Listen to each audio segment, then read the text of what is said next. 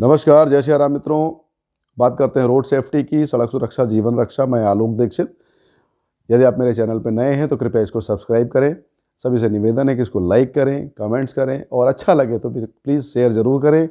अच्छा लगे का मतलब मनोरंजन के दृष्टिकोण से नहीं, यदि ये सामाजिक सरोकार से जुड़ी चीज़ है तो आपको ज़रूर अच्छा लगना चाहिए। आज बात करते हैं जो ट्रैफिक सिग्नल्स होता है, ट्रैफिक सिग्नल की और ट्रैफिक सिग्नल के बाद लगने वाला जाम। जल्दी से समझिए, आप पहुंचते हैं, आपको रेड सिग्नल मिलता है, आप रुक जाते खड़े हुए हैं। द मोमेंट आपका येलो सिग्नल के बाद ग्रीन सिग्नल होता है, आप अलर्ट हो जाते हैं कि नहीं अब तो मुझे चल देना है।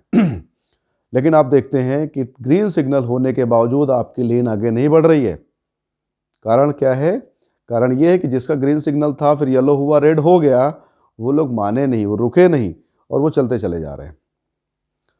उनके चलते चले जाने की वजह से आपका 5 से 10 सेकंड खराब हो गया कि आपका ग्रीन सिग्नल था फिर भी आप नहीं चल पाए।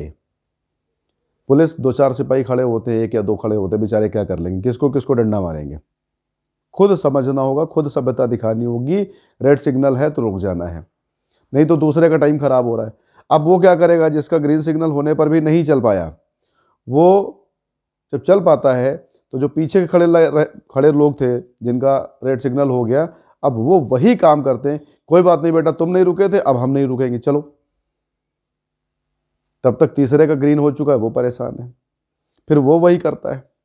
इस तरीके से एक श्रृंखला बन जाती है, एक चेन बन जाती है कि भैया थोड़ा सा रेड सिग्नल होने पर निकलते चले जाओ। और ये जो थोड़ा सा रेड सिग्नल होने पर निकलते चले जाओ, यही सबसे बड़ा दुर्घटना का कारण बनता है। यही, क्योंकि पता ही नहीं है। अगर एग्जैक्टली जिसको बोलते हैं जीरो टॉलरेंस कि रेड सिग्नल हुआ मीन्स हुआ, ब्रेक मारी इमरजेंसी वाली, तो आप यकीन मानिए मित्रों, आपका ट्रैफिक बहुत फास्ट क्लियर होगा। क्योंकि आप फिर निश्चिंत हो, फिर आपकी जिसका ग्रीन सिग्नल हुआ है वो 50-60 की स्पीड पे गाड़ी उड़ा करके चौराहे से निकल सकता है। लेकिन अभी निकल पाते हैं क्या? नहीं। इसमें एक चीज़ और होती है, जैसे रेड ग्रीन सिग्नल हुआ, दाहिने जाने का हुआ, सीधे जाने का हुआ। जिसको दाहिने जाना है वो बाएं लेन में खड़ा हुआ है और जिसको सीधा जाना है वो दाहिने लेन में खड़ा है। सीधे जाने के लिए यूं जा रहा है, बाएं जिसको दाहिने जाना है वो उसके आगे यूं आ जाता है। ये बढ़ गया ट्रैफिक। अरे भाई, सीधे जाना था तो लेफ्ट वाली लेन में रहना चाहिए था, दाहिने जाना था तो राइट वाली लेन में रहना चाहिए। जैसे आप यूं निकल जाओ वो यूं निकल जाए, ऐसे जाते रहो, फास्ट हो जाएगा ना।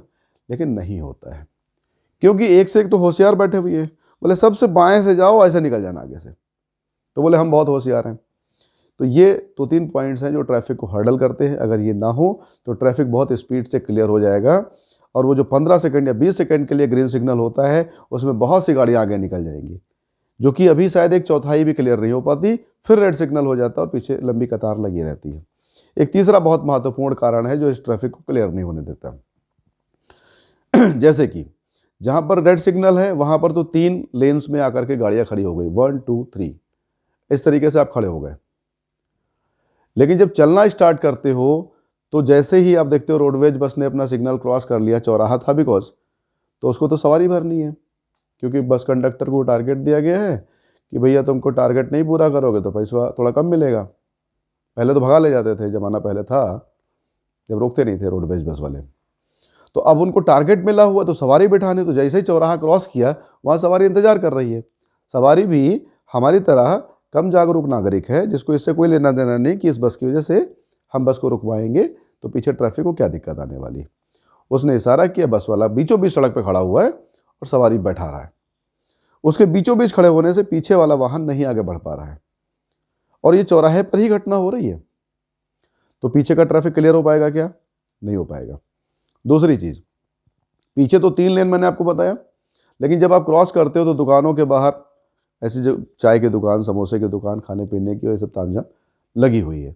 उसके बाहर वाहन पार्किंग, फिर ये जो गाड़ियाँ खड़ी हो गई, तो वहाँ पर 3 लेन खत्म होकर रह गई 1 लेन जिसमें बड़ी मुश्किल से ट्रैफिक जा रहा है। तो ये जो 3 लेन का वाहन यहाँ से चला, ये वहाँ पर आगे यू टर्न होना स्टार्ट करता है। सब 1 लेन में आना चाह रहे हैं क्योंकि निकलना है। तो ये जो फनल यानी कि जो कीप जो होती है, जैसे ऑयल भरते हैं ना, पानी भरते हैं, ये जो फनल का काम करता है, इस वजह से जिसको हम बॉटल नेक कहते हैं, बॉटल नेक बन जाने की वजह से वहाँ पर ट्रैफिक स्लो हो जाता है और जाम लग जाता है। यदि इसको ख़त्म करना है तो हमें इस बात की आदत डालनी होगी कि हम वहीं खड़े होकर के बस पे बैठें जहाँ पर बस स्टॉप हो। बस वालों को भी इस बात के लिए अवेयर करना होगा कि आप बस वहीं पर रोकें जहाँ पर आपका बस स्टॉप हो। और चौराहों के आसपास तो अतिक्रमण बिल्कुल ना हो रोड पे। अगर 3 लेन का रास्ता है तो 3 लेन का रास्ता प्रॉपर रहना चाहिए, जिससे कि ट्रैफिक अपनी पूरी गति से रफ्तार ले सके। मित्रों, इससे नुकसान भी होता है, क्योंकि जब वाहन धीमे चलते हैं तो ज़्यादा धुआं छोड़ते हैं, प्रदूषण होता है, जो कि सभी के स्वास्थ्य के लिए अच्छा नहीं है। वाहन हॉर्न बजाते हैं, जिससे कि ध्वनि प्रदूषण होता है, जो कि आपके कानों के लिए अच्छा नहीं है, आपके दिमाग के लिए अच्छा नहीं है, समाज के लिए अच्छा नहीं है। तो मेरा प्रशासन से भी यहाँ पर निवेदन है कि अगर ये 3-4 बिंदु जो मैंने सुझाए हैं, जो आपको मुझसे ज़्यादा पता है, आप सब लोग ज़्यादा पढ़े लिखे ज्ञानी लोग हैं, लेकिन अगर इस पे ध्यान देंगे तो जो समाज की समस्या है यह कम होगी और हमारा ट्रैफिक तेज़ी से आगे बढ़ेगा, लड़ाई झगड़े नहीं होंगे। सभ्य समाज के रूप में हम दुनिया को दिखा सकेंगे कि हमारे यहाँ भी सभ्यता जहाँ पहले आई। जय सिया राम।